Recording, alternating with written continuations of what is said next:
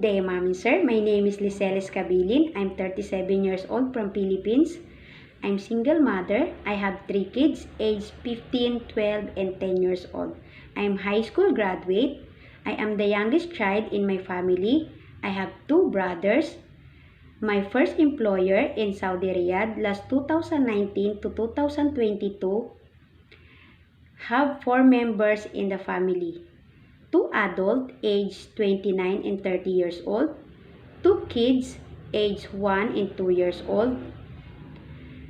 My main duties are cleaning in the house, cooking, ironing, washing clothes, washing dishes, taking care of baby, play with them.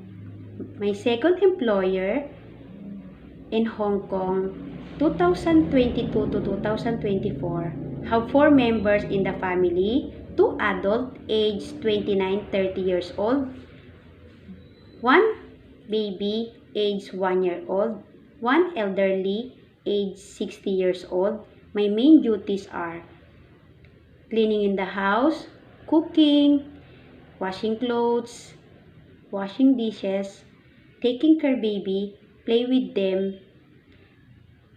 I'm loyal, respectful, hardworking, honest,